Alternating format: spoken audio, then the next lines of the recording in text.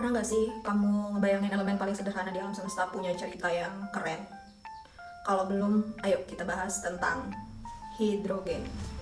Sebelum kita kenal dengan nama hidrogen, gas ini punya julukan yang unik. Sejak abad ke-16, para ilmuwan penasaran dengan gas yang muncul saat mereka mencampur logam dengan asam.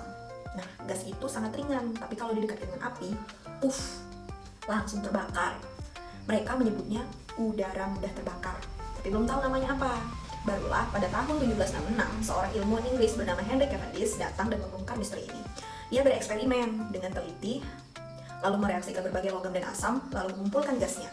Cavendish membuktikan kalau gas ini memang beda dari udara biasa, dia itu lebih ringan. Ya, kemudian paling penting saat dibakar itu gas ini menghasilkan air. Penemuan ini jadi tonggak awal pengenalan hidrogen sebagai unsur. Nggak lama setelah itu, tahun 1783, seorang ahli kimia Prancis bernama Antoine Lavoisier, yang juga bapak kimia modern, ikut bereksperimen. Ia mengkonfirmasi temuan Cavendish dan memberikan nama yang kita kenal sekarang, hidrogen, yang berasal dari bahasa Yunani, hydrogenis, atau yang berarti pembentuk air. Pas banget kan?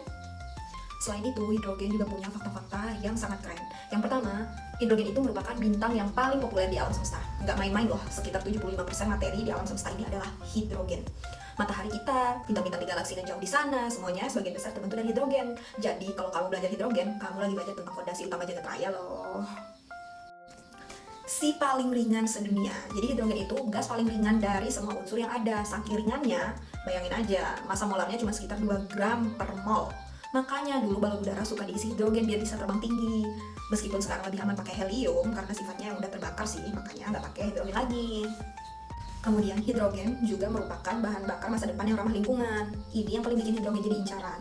Kenapa? Karena dia punya potensi besar sebagai sumber energi bersih. Karena saat hidrogen dibakar, hasil akhirnya cuma air atau H2O tanpa emisi karbon dioksida ya atau CO2 yang bikin bumi itu panas. Keren kan? Beberapa negara udah mulai mengembangkan mobil dan bus bertenaga berbahan hidrogen loh. Indonesia kapan ya? Hidrogen itu ada di mana-mana, bahkan dia itu ada di dalam air minummu. Coba lihat air minummu, ada hidrogennya loh. Ya, air itu kan rumus kimianya adalah H2O. Selain itu, semua asam yang kamu pelajari di kimia, ada HCl, H2SO4 dan lain-lain, itu pasti mengandung hidrogen. Jadi, hidrogen ini bukan cuma gas, tapi blok bangunan penting untuk banyak senyawa di sekitar kita. Dan jangan lupa fakta yang lebih menarik lagi, dia itu merupakan anak tunggal di golongan 1A ya.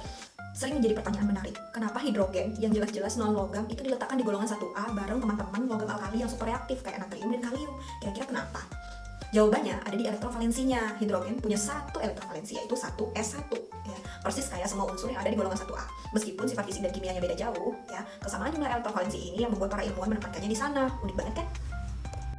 Gimana, makin kagum kan dengan hidrogen? Dari julukan udara mudah terbakar sampai ternyata waktu diteliti itu merupakan fondasi alam semesta dan calon sumber energi bersih.